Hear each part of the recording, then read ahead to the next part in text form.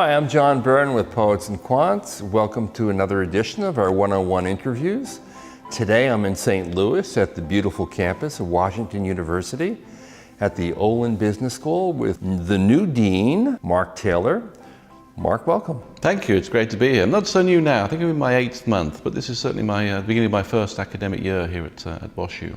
And not only is it your first academic year, it's the 100th anniversary of the Olin School.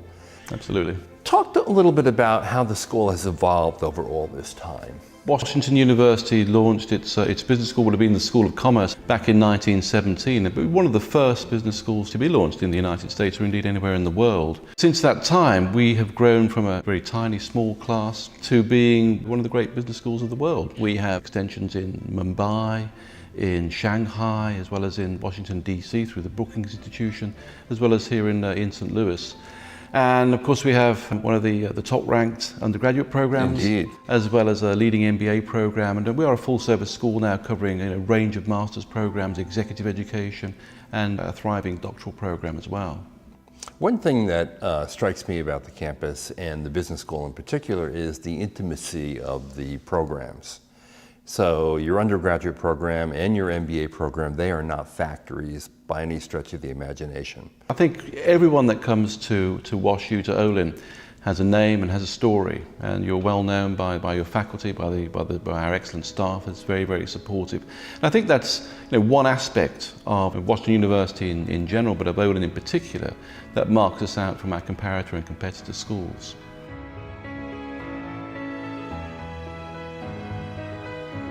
What's your sense in general of the state of business education today in the world? Well, there has, as you know, been a lot of soul-searching post-financial crisis about the ethics of business and thinking about people and planet as well as profit. And I think that's become ingrained to be honest, to be fair, in many programs. I think, as I say, I think it never actually went away here, something that's been certainly consistent throughout Olin's history. I think there's also an issue about relevance. I think students and employers increasingly want value for money, and they want to know the degrees, they want to know the knowledge and the skills that are being imparted have direct relevance for a student's career, for an alumni's career. So thinking about specialisms is something that we're doing very, very hard at the moment in terms of in the midst of our curriculum review and our strategic refresh. Of course, another appeal of going to school here is Midwestern values that translate into a very friendly and accessible place. Have you experienced that sort of friendly Midwestern attitude? I have actually, and that was a key factor in my decision to come here. There is this very, very strong Midwestern culture, as you pointed out, which is very open. There's a strong work ethic. It is based on integrity and straightforwardness, which I think is very valuable in business life. And the other thing that you have is access to a great city, St. Louis, and its cultural attractions. Absolutely. Yeah. And I've lived in Washington, D.C., I've lived in London, I've lived in New York, I know San Francisco very well. And of all those cities, I actually personally prefer St. Louis. There's nothing I want that I can't find in St. Louis. There is culture, there is entertainment, there is accessibility, and it is, it feels to me like one of the world's great cities. I mean, the other part of the program is its global nature.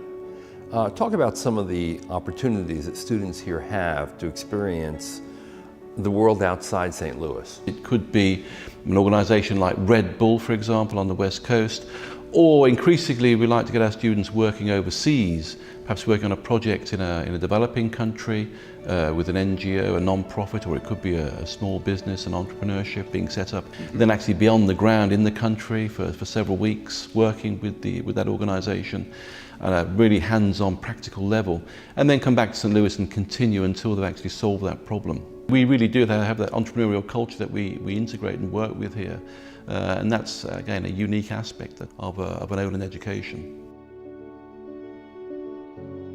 Now, Mark, one thing that makes you an unusual dean for sure is your scholarship in Shakespeare. How did that become an attraction to you, meaning English literature? Literature really tells a lot about human nature, the human condition, and thinking about those issues is very important. Being a person, being part of humanity is an important part of being an effective leader, of being an effective business leader. I also think the performing arts are very, very important, particularly in a business school education, because being able to project, being able to persuade, being able to get one's viewpoint across is in some sense part of drama.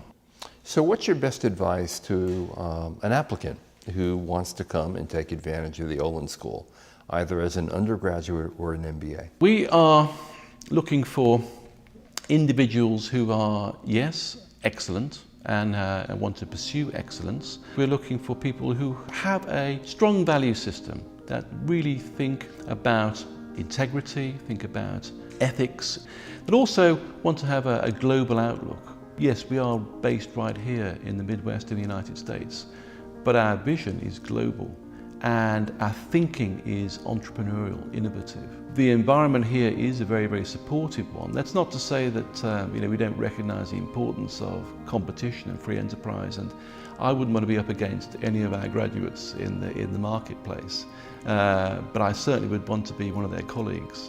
Mark, thank you very much. Thank you, John. This is John Byrne with Poets&Quants at Washington University's Olin Business School with Mark Taylor, the new dean. Thank you.